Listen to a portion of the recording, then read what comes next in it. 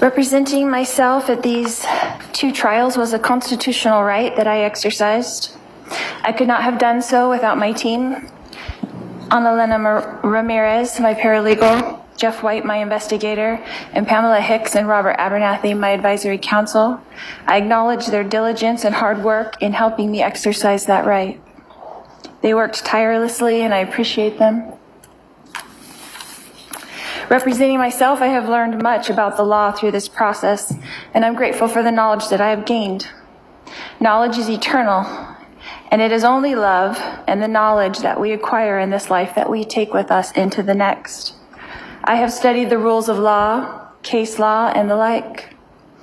I was amazed and enlightened as my understandings were completely changed from before I started this process. Before this long court journey, I only had basic understanding of the judicial process. I was of the understanding that both parties would be able to get up at a trial and each tell their side of the story, but I soon learned that the rules of law do not allow that. Actually, they do. The process is much more complex than that. It is not designed for that, although the Constitution of the United States was designed for that. The rules of law negate most of that. As a defendant, I was precluded from calling several witnesses. Other witnesses for the defense were precluded from testifying things that they did witness. As a defendant, I was precluded from asking law enforcement specific questions. I was also precluded from admitting documents that the state turned over to the defense as discovery. The founding fathers of this country did not intend for the rules and laws of trial that have been implemented into this justice system to make it impossible for the accused to defend themselves. Their objective was quite the opposite. They advocated for a fair and impartial and speedy trial. It was never their intention for people to be sitting in jail for years and years waiting to be tried while the state continues to try to gather new evidence against them. This is what our unjustice system has become. Men and women sitting in jail for years and waiting to be heard. The constitutional right of life, liberty, and the pursuit of happiness thwarted. My case is not unique. There are many here in Maricopa County that have been in jail almost 10 years waiting to be tried. The conditions of this jail are not for long-term confinement. You do not have access to direct medical care. You do not have access to proper nutrition. You do not have access to sunlight. You do not have access to decent dental care. In fact, when you have been at Maricopa County Jail for 1 year, they come to your door and offer you a vitamin D supplement because you have not been in the sun in a year. Imagine this for years. It is inhumane. The state of Arizona, according to the laws, since I am a prisoner from another state, only had 90 days in which to give me 2 speedy trials. That's 3 months. I arrived here at MCSO on November 30th, 2023. That is over a year and a half, 20 months specifically. That is over 6 times the amount of time it should have taken for me to have these 2 trials. But Arizona leaves this law up to the judge's discretion, and the judge has the power to extend your trial at his will. Even though the 6th and 14th Amendment of the Constitution of the United States proclaims otherwise. 98% of all cases in Maricopa County end in plea deals where the accused plead guilty. And I'll tell you why. It's so miserable in that jail that they plead guilty so they can go to the prison and have decent food, decent sunlight, and a chance to live. 2% of all cases in Maricopa County that actually do go to trial, of all the cases that actually do go to trial, only 0.2 end in acquittal. That is 1 out of 1,200 people who go to trial go home. That's actually not the correct stat. Is that a system designed to convict you? The rules of law governing trial assure that. As you witnessed in my 2 cases, the judge supports the state to achieve this outcome. So here we are, the state of Arizona has accomplished its intention. 1, to extradite me from Idaho. 2, to convict me, and 3, to add to my ledger of lifetimes. The state used countless taxpayers' money to transport me, house me, millions of dollars to wrongly convict me on 2 charges that they made sure judicially that I could not defend myself against. I know political aspirations, raises, and job promotions were at stake, so congratulations. I was convicted in the media long before I went to trial.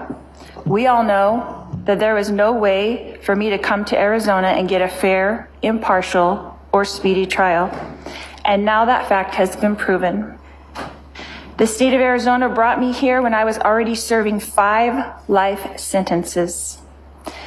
Now I will serve 7 life sentences. Will that be enough? Will that be enough? I want everyone to know that I mourn with all of you. I am sorry for your pain. Losing those close to you is painful, and I acknowledge all of the pain, and I do empathize. I feel it too. If I was accountable for these crimes, I would acknowledge it, and I would let you know how sorry I was. But I have witnessed for myself what it is like to leave this mortal existence and return home when I temporarily died in the hospital giving birth to my daughter, Tylee. When our spirit leaves our body and we return to the pure energy state in the spirit world, we immediately no longer feel hate, anger, envy, or resentment. I promise you. We come to earth to experience these emotions, but these emotions are immediately replaced by a blissful, heightened sense of peace, love, joy, and well-being. The moment our spirit leaves our body, we feel more alive than we ever did on earth. And we have deep empathy for those we have left behind. We do not want our loved ones to grieve or be sad. We know that they will because that's a mortal experience, but they come to comfort us. We immediately know the minute you leave your body, you are aware of who you are, why you came to earth, and that we will all be together again soon, and that this separation is only temporary. All of the cares and pressures and problems immediately melt away. And after comforting our loved ones, we move on with our eternal life, continuing to pursue knowledge and wisdom and understanding in eternal progression. Heaven is a very busy and happy place where everyone is engaged in projects that they love to do. That includes Joshua, that includes Tylee, that includes Tammy, that includes Charles. No one there, none of these people are seeking revenge or justice. So although we miss our loved ones, and I do too, I assure you that they are busy and happy and peaceful. I have felt the kind of contentment that they feel now, and I try to duplicate that here. So whether I'm giving 5 life sentences or 7 life sentences, I will continue to try to uplift and help and strengthen those around me. It does not matter where you serve on earth as long as you do it with love. It doesn't matter if I'm given 7 lifetimes or the death penalty like my husband. What things look impossible to man are easy for Jesus. Jesus tells us in the Bible not to judge, but this whole entire justice system is just that. So I want you to watch, because God will show the world great miracles. I will continue to love everyone I come in contact with, and I will turn this battle over to God. If this is God's battle, then the math doesn't matter. 7 lifetimes or the death penalty doesn't matter. God's miracles will abound. When a soldier goes off to war, he is a soldier. When a soldier comes back from war, he is a warrior. And Jesus is in the prisons. He is turning his soldiers into warriors. For the prisoners shall go free. Sometimes victory doesn't look like victory until it's finished. Prisoners who have been told that they will never go free will be free. And I want you to expect miracles, and I want you to watch for them, because you will see. We fear not what man can do, because God's warriors surround us. When the battle is relentless, and this one has been for over 6 years, remember, God is building his army of warriors in the prison system.